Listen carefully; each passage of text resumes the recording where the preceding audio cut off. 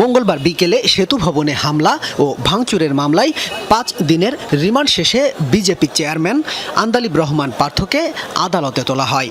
এ সময় মামলার সুষ্ঠু তদন্তের স্বার্থে আবারও ১০ দিনের রিমান্ড চেয়ে আবেদন করেন ডিবির তদন্ত কর্মকর্তা।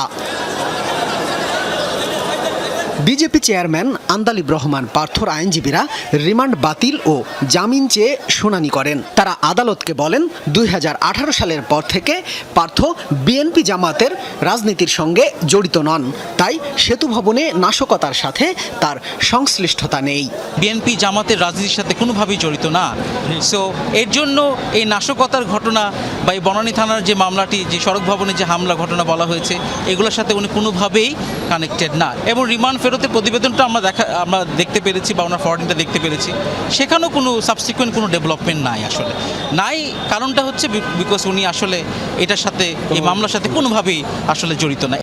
তবে রাষ্ট্রপক্ষ আন্দালিব রহমানের জামিনের বিরোধিতা করেন, বলেন বিগত ৫ দিনের রিমান্ডে নাশকতায় তার সম্পৃক্ততার প্রমাণ পাওয়া গেছে, তাই অধিকতর তদন্তের জন্য আরও ৫ দিনের রিমান্ড দরকার। শুনানি শেষে ঢাকা সিএমএম আদালতের বিচারক সাইফুর রহমান ৩ দিনের রিমান্ড মঞ্জুর করেন।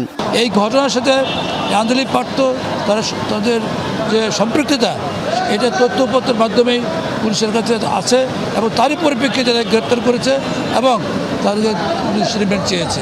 যেহেতু তাকে ৫ দিনের রিমান্ড চাওয়ার পরও তার তথ্যপত্র সঠিকভাবে পায় নাই, আরও প্রয়োজন, এই জন্য ফার্দার ১০ দিন রিমান্ড চেয়েছে। আদালত এখানে উভয় পক্ষ শুনে তার ৩ দিনের পুলিশ রিমান্ড মঞ্জুর করেছে। এবং